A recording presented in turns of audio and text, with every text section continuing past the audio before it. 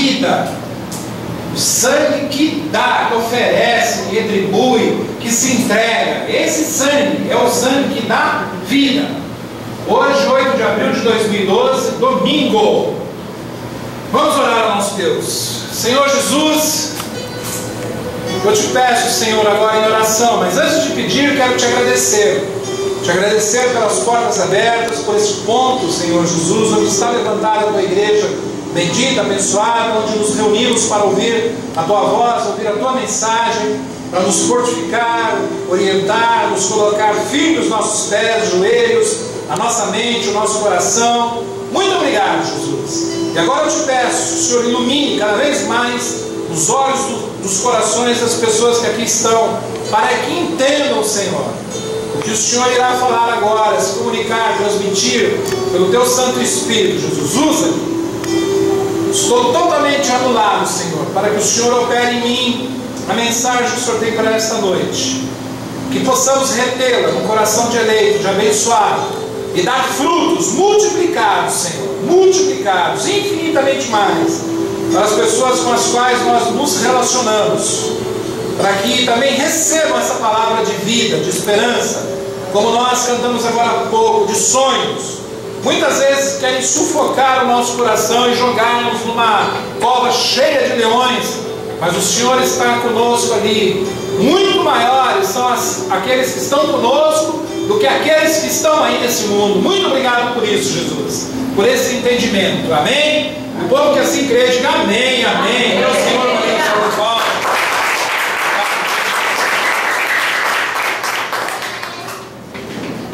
Amém. Jesus Cristo, diga esse nome, Jesus Cristo. Você já ouviu falar assim desse nome tem poder? Amém. Na próxima situação que você passar na sua vida, feche seus olhos e comece. Jesus Cristo, Jesus Cristo. Amados, esse nome tem tanto poder quando proferido, quando falado, quando divulgado, quando anunciado, quando pregado, que as pessoas ficam assim, elas param. Elas param.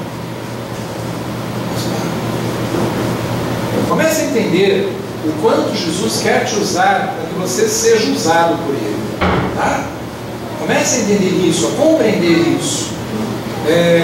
Eu há alguns anos compreendi isso e arregacei as minhas mangas e falei assim: é para frente, Senhor, que eu vou agora. Usa, eis-me aqui, como está lá em Isaías. Eis-me aqui, eis-me aqui. Comece a me usar, Pai. E de lá para cá ele nunca mais parou, graças a Deus, né? E a sua missão aqui na terra foi única. Foi traçada e determinada por Ele mesmo. Qual foi a sua missão? De resgatar os que haviam se perdido, para salvar os seus. E graças a Deus que nós fazemos parte desses seus, né? Diga, muito obrigado, Deus. Obrigado. Então Ele veio aqui para resgatar muitos, e não todos. Nós vamos ver isso depois, mais para frente, no versículo. Se Jesus não houvesse ressuscitado, teria sido mais um líder, mais um profeta, mais um. Não, mas Ele ressuscitou. Diga, graças a Deus que Ele ressuscitou. E Ele trouxe a redenção. O que é redenção? Quando Ele fez esse resgate do seu filho. Por isso Ele é chamado de Redentor. Porque Ele resgata o filho dele, né?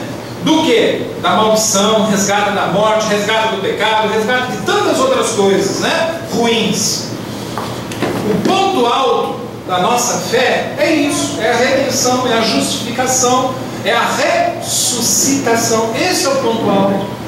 A base de toda a fé cristã está calcada numa palavrinha que chama-se ressuscitação. Amados, não dá para crer em Deus, não dá para crer em Jesus Cristo se nós não cremos que Ele ressuscitou dentre os mortos. Amém? Não dá.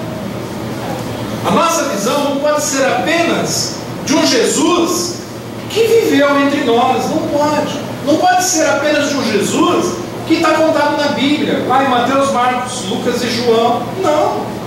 Não pode, amados. E Paulo fala isso, né? Orientado pelo próprio Deus, em 1 Coríntios 15:16. Porque se os mortos não ressuscitam, também Cristo não ressuscitou.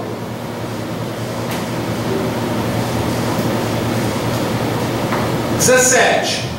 E se Cristo não ressuscitou, é vã a vossa fé, e ainda permanecei nos vossos pecados. Então, olha, vamos assim, começar a meditar um pouco na palavra de Deus, né?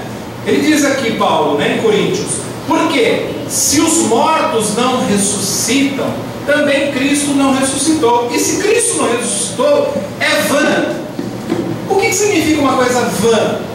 É sem importância, é oca, é vazia, é inútil. Isso é uma coisa vã. Então a nossa fé passa a ser isso, vazio, oco, inútil.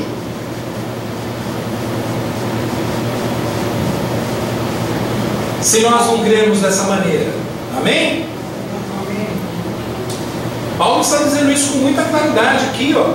E ainda permaneceis nos vossos pecados. Claro, se eu não creio que Cristo ressuscitou, que obra redentora, que obra remissora, que obra de resgate ele fez? Nenhuma, se eu não creio. 18. E ainda mais, os que dormiam em Cristo pereceram.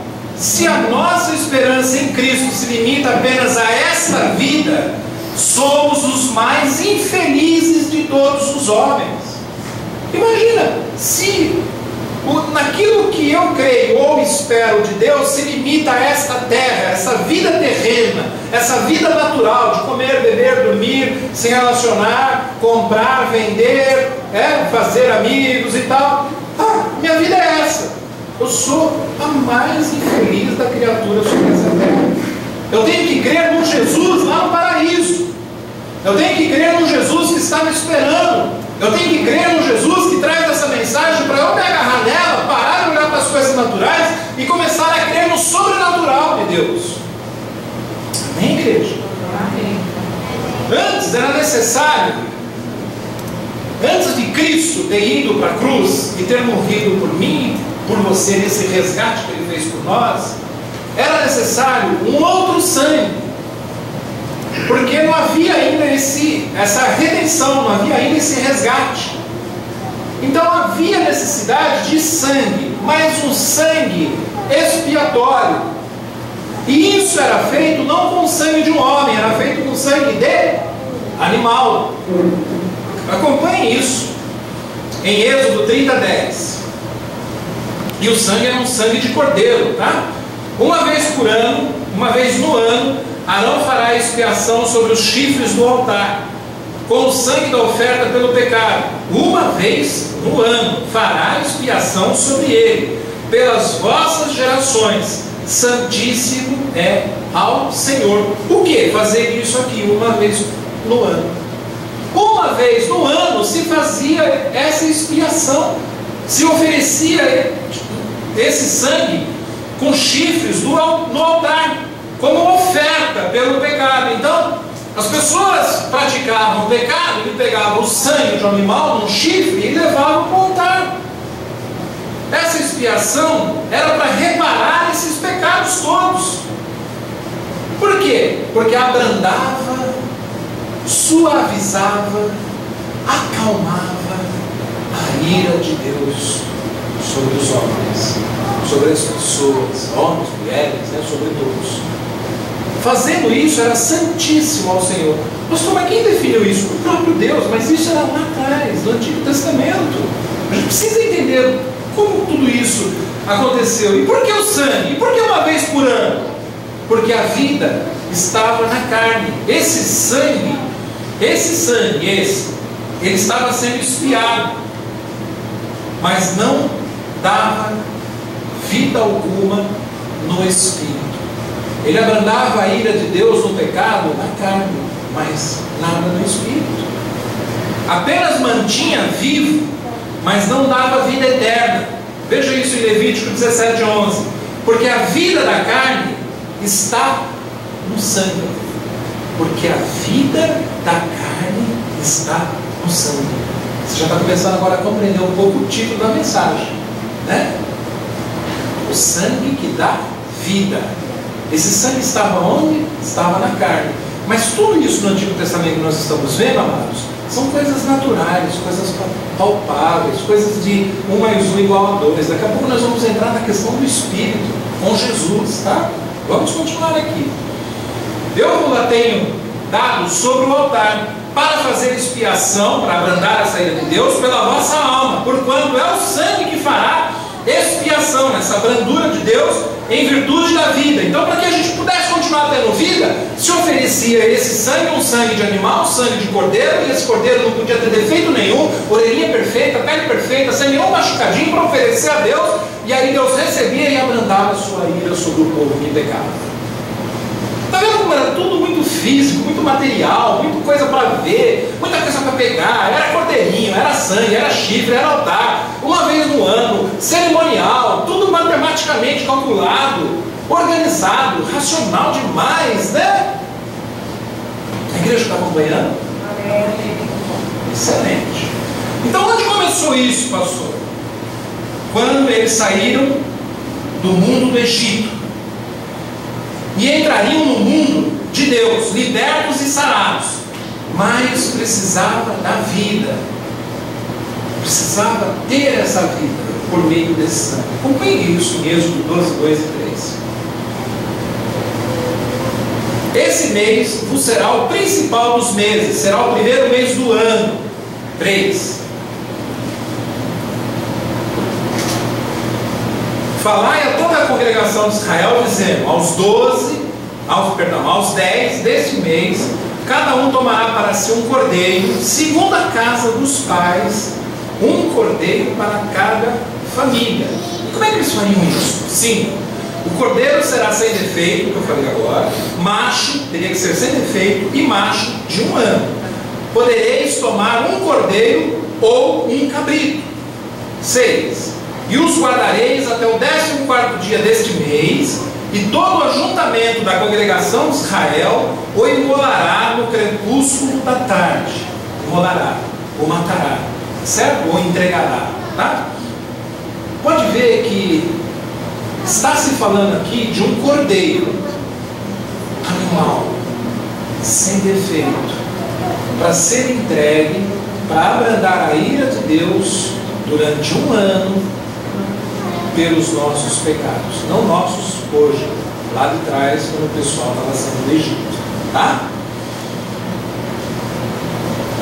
Traz agora para o espiritual os dias de Jesus. Qual foi o cordeiro que foi entregue na cruz? Jesus. Tinha defeito Jesus? Não. Só que agora ele era entregue como cordeiro lá de trás, sem defeito, sem pecado, sem mancha, sem ruga, sem nada, sem mácula, sem nada de errado, numa cruz maldita, não mais para abrandar por 1 ano. A obra redentora que Deus fez, Jesus fez, foi para sempre. Ele se entregou como um cordeiro santo na cruz, assim como era feito lá atrás, pelos nossos pecados, transgressões, iniquidades, tudo de errado que nós éramos, e ainda somos, até para esses, até para os que virão. Deus já resgatou tudo, certo? Que maravilha, né?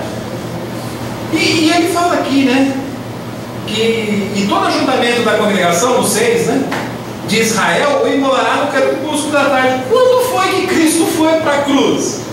Na hora 9 que ele expirou o Espírito, né? A hora 9, nós aqui a igreja já aprendemos, começamos a contar às 6 horas da manhã, a primeira hora, até a hora 9 vai dar 3 horas da tarde, já na hora que começa a declinar a tarde, o crepúsculo já começa. Olha, lá atrás a mesma coisa de quando Cristo foi crucificado. Você vê como uma coisa aponta para a outra, né? 13. O sangue vos será por sinal nas casas em que estiverdes. Quando eu vir o sangue, passarei por vós, e não haverá entre vós praga destruidora, quando eu ferir a terra do Egito. Este dia vos será por memorial, e o celebrareis como solenidade ao Senhor. Nas vossas gerações os celebrareis por estatuto perpétuo. Deus disse assim: olha, esse será o sinal, esse sangue. Lá atrás era um sangue realmente de um animal. Hoje, irmãos, o sinal do sangue está em mim e você, pelo sangue vertido de Jesus na cruz. Quando o diabo passa, assim como passou o anjo da morte lá no Egito, para matar, né? Hoje ele passa também. De tempos em tempos, Jesus manda um anjo da morte, sabia? De tempos em tempos. Quando você vê aí, um tsunami varreu não sei quantos mil. Caiu lá no céu da barra, não foi não sei quantos mil. Um anjo da morte está visitando a terra, sabia? Não, mas foi uma catástrofe, pastor. Sim, causada por quê? Por quê? Do nada? Alguma coisa da natureza? Lá atrás também foi a mesma coisa. Só que quando esse anjo da morte passa, ele passa. Aí ele olha, tem uma marca. A marca da promessa, que está nela. O diabo, o demônio, o anjo da morte, mandado até por o anjo da morte, mandado por Deus, vê a marca nela. O demônio vê a marca nela. O diabo, tudo isso são seres espirituais, amados. Prestem atenção. Assim como lá atrás, o anjo da morte via, hoje, quando passa alguma situação para a morte, para qualquer situação, mas ele está passando na sua casa, não precisa ter o sangue nos umbrais da porta. Não precisa estar pintado de sangue de cordeiro na sua residência, não. Na hora que o anjo da morte, ou o demônio, ou o diabo, olha, ele já vê o sangue de Jesus na sua vida. Simbolicamente, evidente, né? Não mais fisicamente como era lá atrás. Agora a coisa é espiritual. Ele tem essa identificação, ele consegue ver isso. E quando foi? Que foi isso? Essa foi a primeira Páscoa, amados. Essa foi a primeira celebração. Quando o povo saiu, quando o povo foi libertado, quando o povo foi livre, essa foi a primeira Páscoa. E a segunda, quando foi? 1 ano depois. Mas pastor, o senhor está falando em Páscoa, lá atrás, no Egito.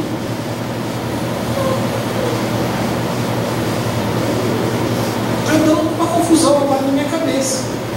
Porque se o senhor está falando em Páscoa, lá atrás, a Páscoa não é agora? Com a morte e a crucificação de Jesus? Calma, nós vamos chegar lá. E qual foi a terceira Páscoa? Onde foi a terceira Páscoa? 40 anos depois que o povo atravessou o deserto. As pessoas não comemoraram mais a Páscoa, comemoraram na primeira vez em que houve o livramento, 1 ano depois comemoraram novamente, e depois, apenas 40 anos depois, fizeram a comemoração. Tá? Era então um memorial do povo de Israel, uma festividade como é hoje, até hoje, importantíssima. Alguém sabia que esse ano aqui está coincidindo a Páscoa do judeu com a ressurreição, a Semana Santa e tudo mais, né? Sabia? Alguém sabia disso? Rosana, Anderson, porque não coincide, amados. Historicamente não coincide. De tempos em tempos, né? De muitos em muitos anos, acaba o calendário se encaixando para poder coincidir. Tá certo? Vocês viram isso no jornal, alguma coisa? Né? Porque é a época, né? Tá? Então eu fui estudar e eu vi, né? Que esse ano, lá atrás, né? Estava coincidindo. Então eles começavam com pães asmos e duravam uma semana inteira. Então a festividade da Páscoa começava com os pães asmos. Era uma semana inteira que fazia essa festividade, tá certo? Veja Mateus 26:1.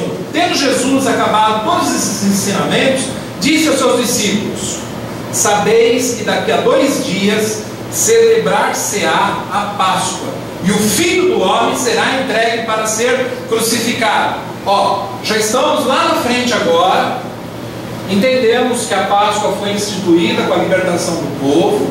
Sabemos que ela foi comemorada 1 ano após eles terem sido libertos. Sabemos que a terceira Páscoa foi 40 anos depois, e aí foi se comemorando ano após ano. Como o quê? Como memorial perpétuo. Perpétuo significa sem fim, até a morte. Por isso que o povo de Israel comemora até hoje a Páscoa. Tá certo? O povo de Israel. Tem judeu aqui para comemorar a Páscoa perpétua? Não tem nenhum? Tá? Vamos entender. E aí vem Jesus, nos versículos que acabamos de ler, de Mateus 26:1 e 2, e diz assim no 2: sabeis que daqui a 2 dias celebrar-se-á a Páscoa, e o Filho do Homem, Jesus, será entregue para ser crucificado. Vocês estão vendo? Era uma coincidência, amados, de datas. Jesus estava ali chegando e falaram para ele, e estava coincidindo uma Páscoa que ano após ano era celebrada. Então, desassocia Jesus e a sua ressurreição e estar entre nós com a Páscoa. Tem que separar. Separa isso. Houve apenas ali a coincidência das datas, como esse ano está vendo. Tá certo? Mateus 26, 17. No primeiro dia da festa dos pães asmos, vieram os discípulos a Jesus e lhe perguntaram: onde queres que te façamos os preparativos para comeres a Páscoa? No primeiro dia da festa dos pães asmos. O que eu falei agora há pouco? Que a festa da Páscoa começava com os pães asmos, e aqui também começou com os pães asmos. Olha quantas centenas de anos não passaram desde a libertação até chegar aos dias de Jesus. E se fazia por memorial, como a gente faz hoje com a ceia, tá certo? É por memorial também. Continuando. E ele lhes respondeu, Jesus respondeu: ide à cidade ter com um certo homem e dizer: o mestre manda dizer, o meu tempo está próximo, em tua casa celebrarei a Páscoa com os meus discípulos. 19. E eles fizeram como Jesus lhe ordenara e prepararam a Páscoa. 26. Enquanto comiam, tomou Jesus um pão e, abençoando-o, o partiu e deu aos discípulos, dizendo: tomai, comei, isto é o meu corpo. Amados, figurativamente ele estava dizendo: este aqui é o meu corpo. Não que é o corpo mesmo de Jesus, tá? Estava oferecendo aqui para ser comido, né? O pão asmo ali. 28. Porque isto é o meu sangue. Agora ele falando do vinho que estava ali à mesa também. O sangue da nova aliança derramado em favor de muitos. Aqui nova não foi encontrado no original grego, por isso que está entre colchetes. Mas depois lá em Coríntios, quando a gente celebra a ceia aqui, está assim lá escrito nova aliança, tá? Sem colchetes mais, tá bom? Por isso que eu deixei aqui. Derramado em favor de toda a humanidade. Não está isso ali? Não. Ah, de muitos, para remissão, para perdão de... Pronto. Tomei e tomai. Este é o meu corpo e esse é o meu sangue. Da nova aliança, derramado em favor de muitos, para remissão de pecados. Já não era mais um animal, irmãos. Já não ia ter que fazer ano após ano, tá? 29. E digo-vos que desta hora em diante não beberei deste fruto da videira até aquele dia em que o hei de beber novo convosco no reino de meu Pai. Diga aleluia. Amados, tudo isso já está preparado, já está determinado, já está predestinado para aqueles que são os seus muitos. Aqueles que creem que não é apenas essa vida com Jesus na terra, mas uma vida vindoura. Por isso esperamos, por isso sonhamos, por isso aguardamos, por isso ceiamos, crendo que Jesus, por memorial, quando nós fazemos a ceia, Ele voltará e resgatará a redenção. O que? Nós. Diga glória a Deus. Glória a Deus. João 29. No dia seguinte, viu João a Jesus que vinha para ele e disse: eis o Cordeiro de Deus, que tira o pecado do mundo. João, quando viu, João foi para anunciador. Foi aquele que chegou antes para dizer: olha, vem um aí mais poderoso do que eu não sou nem digno de atar-lhes as sandálias. Na hora que João viu, falou: é ele. Eis o Cordeiro de Deus que tira o pecado do mundo. Não tira mais agora por um ano para abrandar a ira de Deus. Tira o pecado do mundo. Em Cordeiro com letra maiúscula, Jesus Cristo. Eis aí Jesus, o Deus que pelo seu sangue, que dá vida, tira o pecado do mundo. 1 de Pedro 1,19. Mas pelo precioso sangue, como de cordeiro, sem defeito e sem mácula, o sangue de Cristo. Olha, amados, Leia com profundidade isso, por favor. Mas pelo precioso sangue, como de cordeiro, letra minúscula, o precioso sangue é de Jesus, como de cordeiro, sem defeito e sem mácula. Qual agora? De Cristo. Já não é mais o sangue de um animal, de um cabrito, que estava sem defeito, que era separado, né? Opa, a unhazinha tá machucadinha, opa, o rabinho está faltando um pedaço, opa, teve uma feridinha ali, opa, está com uma sarninha. Não, tem que ser sem defeito, lá atrás. Agora já sem defeito o sangue de Cristo. Amém? Conhecido como efeito antes da fundação do mundo, porém manifestado no fim dos tempos por amor de vós. Amados, Deus derramou, entregou o seu sangue precioso por mim e por você. E ele diz aqui, né, que isso já tinha sido pré-anunciado antes do mundo ter sido criado, porém manifestado agora, no fim dos tempos. Por quê? Por amor de nós. Esse é um ato de amor de Deus que a gente não consegue medir, amados, não consegue quantificar. Então, todas as vezes que eu faço algum esforço humano, eu estou anulando aquilo que Deus fez na cruz e derramar o seu sangue por mim. Todas as vezes que, por exemplo, a gente pega aqui e fala assim: olha, você não precisa fazer isso, que Deus já fez por você. E você fala: não, eu acho que eu tenho que fazer. O que nós estamos fazendo? A gente está banalizando esse sangue que é precioso, dizendo: não vale nada. Não vale nada. E vale muito. A Bíblia diz que ele é precioso. Amém? Apocalipse 5:12.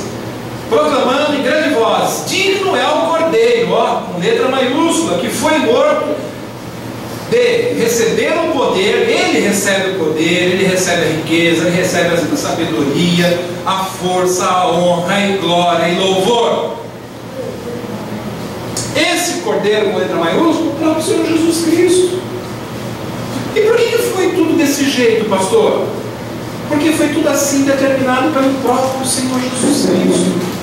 É naquilo que nós cremos, o nosso ministério crê, eu creio, e nós cremos dessa maneira. Deus deixou tudo isso já pré-anunciado, pré-determinado.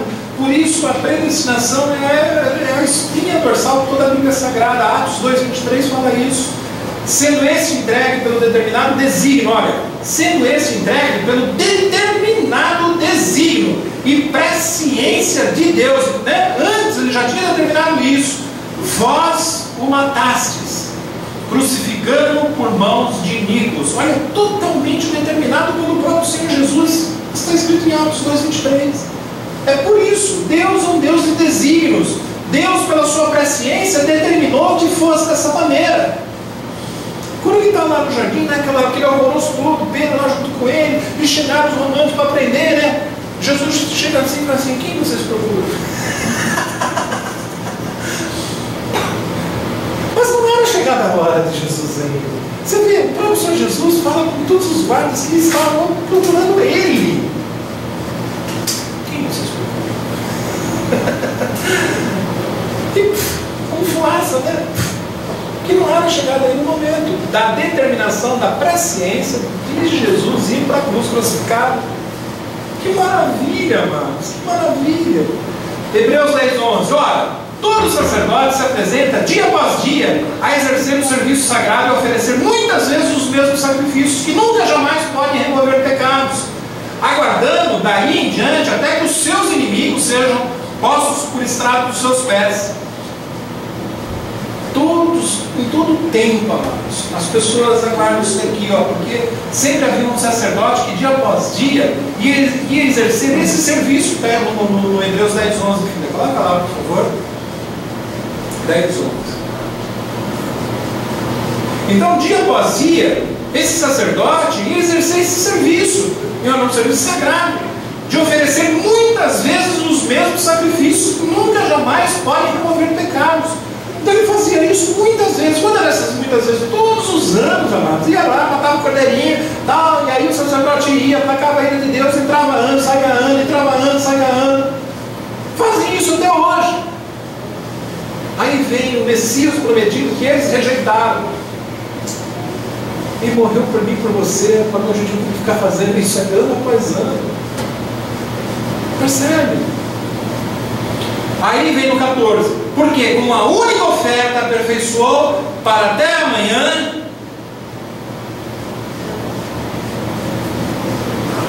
Até amanhã, igreja? Para sempre. Para sempre. No 14 mesmo. Não colocou 14? Porque com uma única oferta aperfeiçoou para sempre quanto estão sendo santificados. Quem são esses? Somos nós. Somos nós. E acrescenta no 17, Hebreus 10, 17. Acrescenta: também de nenhum modo me lembrarei dos seus pecados e das suas iniquidades para sempre. Amados, se Deus, se Jesus Cristo não lembra do meu e do seu pecado, quem é o homem para ficar lembrando? Quem é? Mulher adúltera, lembram? Joga pedra, mata. Quantas são as situações na Bíblia, né? Que se passa por essa situação aqui, ó, de lembranças de pecados. Aquele versículo que é muito confundido, né? Do povo cristão no Brasil, que o amor cobre a multidão de pecados. Amados, quem ama cobre a multidão de pecados, não por ser uma transgressão e está mentindo porque está cobrindo a multidão de pecados. Para com isso. Tem um outro versículo que diz assim: aquele que confessa os seus pecados e os deixa, alcançará misericórdia, alcançará graça, alcançará amor. Isso, quem faz essa obra é de um Jesus que te resgata. A redenção do Pai tira toda essa situação de erro de dentro de nós, e nós sentimos essa necessidade de dizer: Pai, eu estou errado. Pai, o Senhor já levou tudo na cruz. Eu sei que o perdão do Senhor é manifestado, como nós temos no versículo aqui, para nós. E por que a gente fica com uma mente, em alguns momentos, tão acusadora, tão condenadora conosco mesmo? Conosco mesmo. Nós ficamos. A gente fica achando, né, que ninguém vai poder consertar o erro que eu cometi. Irmãos, o erro que você cometeu, o pecado que você cometeu, Deus pagou na cruz.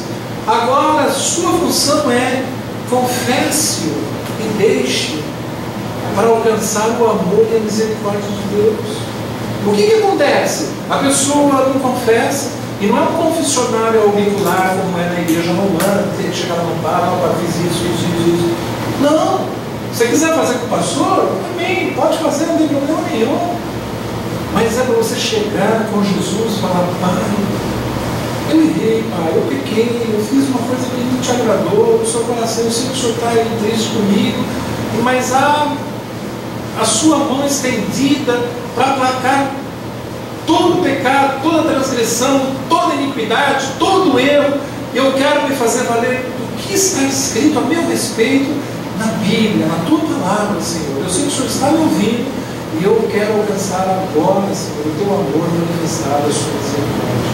Pronto, é instantâneo. É instantâneo. Ele não vai falar assim: passa daqui uma semana, toma a senha, volte, aguarde o seu número. É 322 mil, está no número 4005. Até chegar a sua vez, quem de repente vai estar com uns 80 anos, eu te perdoo. Não! É instantaneamente, está escrito assim em diversos versículos. E que sacrifício pelo pecado é esse? Hebreus 10, 18. Ora, onde há remissão, perdão desses, já não há oferta pelo pecado. Não precisa mais de cordeiro, amados. Não precisa mais de animal, não precisa de mais nada. Há remissão, há esse perdão. Aonde? Na cruz. Pastor, então agora, chegando ao fim da mensagem, se eu não celebro a Páscoa do judeu, eu celebro o que então? Porque eu não falo Feliz Páscoa. Eu quero dar um ovo de chocolate. E a cenoura, onde fica nisso tudo? O coelho. Até para quem instituiu isso, e foi a igreja romana, nem ele sabe mais, se você perguntar hoje. Por que foi? Não sabe. Longe de qualquer crítica, não estou desrespeitando, não. Mas tem algumas coisas que vão sendo colocadas, né? Como o Papai Noel, por exemplo. Alguém sabe aquele Papai Noel bonitão, hoje ajudou, foi a Coca-Cola que fez? Alguém sabe? Para quê? Para vender. E por que o ovo? Aí eu misturo uma... Não, sabe o que é? É que novo nascimento, quem nasce muito é coelho, né? Não é que pegar o rato. Não, é que rato é meio assim, né? Bichinho, mas coelho, vamos pegar o coelho é mais bonitinho. Aí vamos pegar, vamos fazer um... E ovo, que significa nascimento, fertilidade. Ovo, coelho bota ovo. Gente, misturaram tudo. Aí o chocolate, o coelho, o ovo, Páscoa, que é do judeu, não é cristianismo, virou uma salada de fruta. Não precisa entender isso, mano. 1 Coríntios 5:7. Lançai fora o velho fermento para que sejais nova massa. Deus está falando conosco agora, tá? Lança fora esse velho fermento para que sejais nova massa. Como sois de fato sem fermento. Pois também Cristo, nosso Cordeiro Pascal, ó, Cristo, nosso Cordeiro Pascal, que foi esse que foi entregue, né? No momento em que estava se comemorando a Páscoa lá dos judeus. Jesus era judeu, por isso ele passou aqui vivendo como judeu, vivendo, né, com as regras do judaísmo, tá? Foi imolado. Então lança fora o fermento, esse pão com fermento. A gente pode comer, mas não pode ser. Lembra aquele versículo? Um pouquinho de fermento leveda toda a massa, um pouquinho de pecado contamina o corpo inteiro, tá? Faz crescer, faz a pessoa ficar cheia de pecado. 8. Por isso celebremos a festa não com o velho fermento, nem com o fermento da maldade e da malícia, e sim com os asmos da sinceridade e da verdade. Por que com os asmos? Porque era sem fermento. Deus está fazendo aqui uma comparação do pão com fermento, que é cheio de malícia e pecado, com o pão asmo sem fermento, que é o da verdade e da sinceridade. Por quê? Porque o cordeiro já foi imolado, já foi entregue, já foi morto, já foi tudo. Está tudo já consumado. Então lança fora esse velho fermento, que é do julgamento, das críticas, do disse-me-disse, da fofoca, da carne, das coisas erradas. Isso é o velho fermento, amados. Lança fora tudo isso. João 20:19, terminamos. Ao cair da tarde daquele dia, o primeiro da semana, ao cair da tarde daquele dia, o primeiro da semana, trancadas as portas da casa onde estavam os discípulos, com medo dos judeus, veio Jesus. Pôs-se no meio e disse: paz seja convosco. Vou ler novamente. Ao cair da tarde daquele dia, que dia? O da ressuscitação. Primeiro dia. Quando foi que Jesus ressuscitou? Domingo. Primeiro dia. Pastor, não é sábado. Sábado é sombra. Sombra é uma imagem que se projeta no chão, que não tem cor, não tem nada, é uma sombra. Você quer viver de sombra ou você quer viver de você, que você é real, que você vê, né? Do que você quer? Viver de sombra ou quer viver de um bem real que você vê? Bem real. Que é o Senhor Jesus, né? Então, ao cair da tarde daquele dia, o primeiro da semana, domingo, trancadas as portas da casa onde estavam os discípulos com medo dos judeus, veio Jesus, pôs-se no meio deles e disse: você imagina? Estava morto, amados, 15 dias. Um povo sem esperança. Diz a palavra que depois que ele foi morto, as pessoas se dispersaram. E agora? Cadê o nosso mestre? Cadê o nosso guia? Cadê o nosso orientador? Cadê o nosso Deus? Às vezes as igrejas ficam assim, né? Morre um líder, fala: agora, para onde nós vamos? Como se estivesse servindo um líder, como se estivesse servindo um homem de tendões, carne e osso. Não. Por mais que você me ame, por mais que você ame a pessoa que é liderança na sua casa, você presta serviço a um Jesus vivo e verdadeiro que não morre. Amém. Não morre. Ele está em você, está em mim, está aqui. Prontinho para te consolar, te recuperar, te aprumar, te levantar, te colocar novas esperanças. Dói? Dói. Eu, se eu for levado hoje para a glória, vai doer no coração dos meus filhos, no coração da minha mulher. Poxa vida, eles me amam. os meus filhos me amam, minha mulher me ama. Agora, amados, como diz a minha mulher hoje, a fila anda. Vocês vão andar para ela também, né? Depois que eu fui. Só risada. Mas eu vou estar na glória, gente. Amém. E a vida continua. E a sangue nela. E aí, filho, gostou? Não, né? Não, né? Então, pastor, onde fica esse chocolate? Fica o coelhinho? Fica. Olha, se for de boa qualidade, pode trazer para mim. A gente come junto, né? Então, não vamos mais misturar essas coisas. Mas, pastor, e agora? O que eu falo? Falava assim: feliz ressuscitação de Deus que está vivo entre nós. Ah, você não comemora a Páscoa? Comemora. Eu era uma velha criatura, irmãos. Estava lá no Egito. E aí teve um dia que Deus se entregou por mim e hoje estou aqui vivo. Agora sim eu tenho vivo. E é a verdadeira Páscoa que eu vivo, é a hoje. É hoje, é amanhã, é depois de amanhã. Né? Eu não preciso de um dia para depois dizer, porque é engraçado, né? Sexta está todo mundo assim. Queridos, deixa eu fazer um parênteses aqui, né? Vocês não vão achar que eu estou criticando. Eu fui católico há 39 anos, amados. Quem mais aqui foi católico? Fez procissão? Eu fiz muitas procissões. Quem derramou vela, a cera da vela, e ficou com a mão doendo? Igual eu. Muito, né? A gente até acostumava, né? A velhinha caindo. Não, é Deus que está querendo, dói mesmo. Deus está me queimando, porque eu peguei muito. Você não queima mais, queima. Quem aqui foi coroinha? Eu fui coroinha, querido. Até os 39, a mulher lá, a ministra de Eucaristia, não lembra, né, amor? Catequista, eu da pastoral do menor. Fazíamos com amor, com zelo para Jesus, e de um Jesus que nós não conhecíamos ainda. Agora sim nós conhecemos.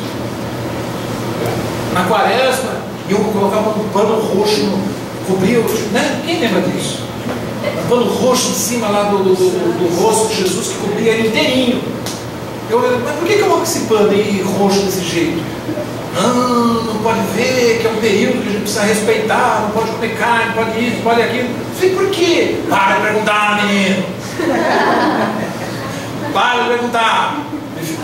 Aí um dia eu fui colocar um prego numa madeira na sexta-feira da paixão, amados. Meu pai veio, pegou na minha orelha: você está batendo o prego aí, você está matando Jesus. Eu falei: meu Deus, agora está matando Jesus. Eu sou uma pobre criatura, meu Deus. Me enfia um prego numa madeira aqui agora, deixa eu tirar, pai. Você vê como a gente vai na valsa? E a gente não presta atenção, a gente respeita, tá? Você perguntar uma dessas pessoas que vai na procissão, é iguaizinhos a nós, amados. A gente não sabe, eles não sabem de nada. Não sabem.